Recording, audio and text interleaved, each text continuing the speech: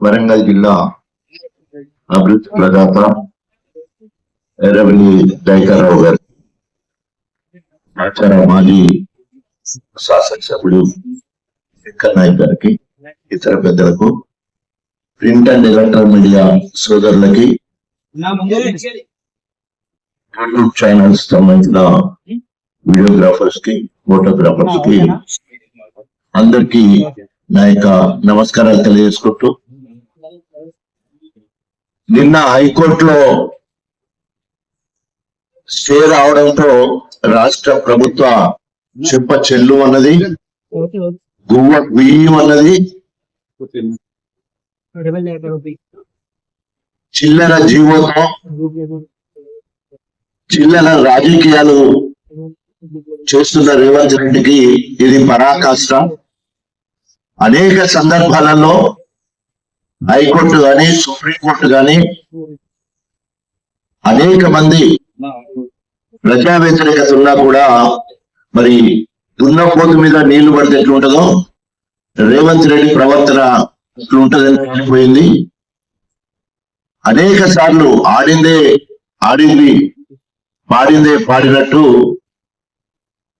GO విషయంలో బీసీల 42% reservation అమలు పరచడానికి ఓసారేమో రాజ్యాంగబద్ధంగా 42% అమలు పరుస్తా అంటాడు, రెండవది పార్టీ పరంగానైనా నేను 42% ఇస్తా అంటాడు, మూడోసారి ఆర్డినెన్స్ ద్వారా 42% అంటాడు, నాలుగోసారి బిల్ ద్వారా అంటాడు, బిల్లు తీసుకొస్తా అంటాడు, ఐదోసారి మొన్న జీవో ద్వారా 42% అమలు పరుస్తారని చెప్పేసి పూటకో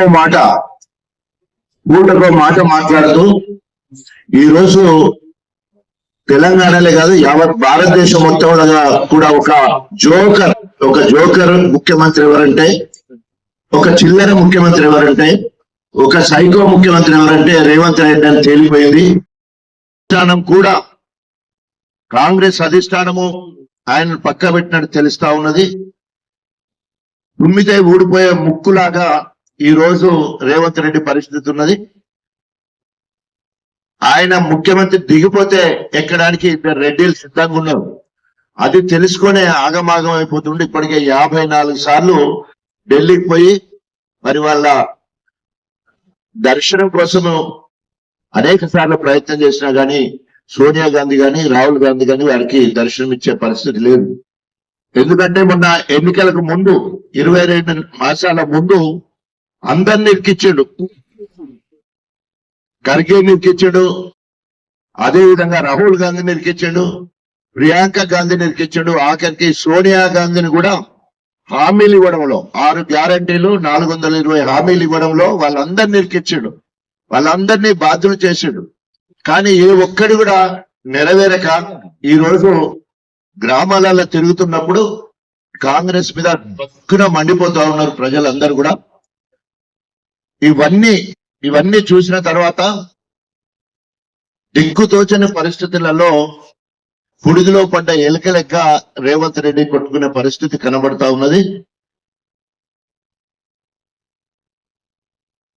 ఈ 2 నెలల పాలనలో సాధించింది ఏంటంటే అన్ని రాష్ట్రాల కంటే ఓ ముఖ్యమంత్రిగా మరి ఢిల్లీకి పోవడమే కాకుండా కేంద్రంలో ఉన్న బడాబాయి మోడీ లేదా అనుచర మంత్రులను కలిసే విషయంలో ఎక్కువ సార్లు కలిసిన ప్రతిపక్ష సీఎం ఎవరైనా ఉన్నారంటే అది మరి రేవంత్ రెడ్డి అని తేలిపోయింది. ఆయన అనేక అబద్ధాలు ఆడి దివాలా కోరు తనంతో ముఖ్యమంత్రి అయినా కూడా అది నిలుపుకునే పరిస్థితి లేక ఈ రోజు మరి కింద మీద అయిపోతా ఉన్నాడు. సో మరి ఇద్దరు సహచర కేబినెట్ మంత్రులు సిద్ధంగా ఉన్నారు. వాళ్ళు కూడా మాటికి ఢిల్లీ పోయి కలుస్తా ఉన్నారు. పెద్దలు ముహూర్తం కోసమే ఎదురు చూస్తున్నట్టు కనబడతా ఉన్నది. సో ఈ రోజు 42% రిజర్వేషన్ బీసీలకు కల్పిస్తారని ఆశ పెట్టి నమ్మించి నట్టేట ముచ్చినట్టు బీసీ వర్గాలన్నీ కూడా ఈ రోజు కాంగ్రెస్ ప్రభుత్వం మీద రేవంత్ మీద బగ్గున మంటవుతున్నారు, బగ్గున మండుతున్నారు. రేపు రాబోయే రోజుల్లో ఇప్పుడైతే 6 వారాల వరకు స్టే ఉన్న తర్వాత అప్పీల్ చేసుకోవడానికి సమయం ఇచ్చింది. తర్వాత ఎలక్షన్లు పెట్టే అవకాశం లేనే లేదు. ఎందుకంటే ప్రజల దగ్గరికి వెళితే కర్రు గాల్చి వాత పెట్టడానికి ప్రజలు సిద్ధంగా ఉన్నారని ఏ రిపోర్ట్ చూసినా కూడా ఈ రోజు కాంగ్రెస్ ప్రభుత్వానికి రేవంత్ రెడ్డికి వ్యతిరేకంగా ఉందని చెప్పేసి తెలియజేసుకుంటూ, ఇప్పటికైనా సిగ్గు శరం ఉండేది ఉంటే రేవంత్ రెడ్డి ఇచ్చిన హామీల మీద మరి ఒక చిత్తశుద్ధితోటి ఒక్కొక్కటిగా నన్ను క్షమించండి, ఇప్పటివరకు 22 నెలలైనా ఏం చేయలేకపోయినా ఇప్పటి నుండి ఒక్కొక్కటిగా చేస్తారని చెప్పేసి ఇంకా ప్రజలకు అప్పీల్ చేసుకొని పోతే ఆయన ప్రజలు ఏమైనా క్షమిస్తారు, లేకపోతే కర్రు కాల్చి వాత పెడతారని హెచ్చరిస్తూ సెలవు.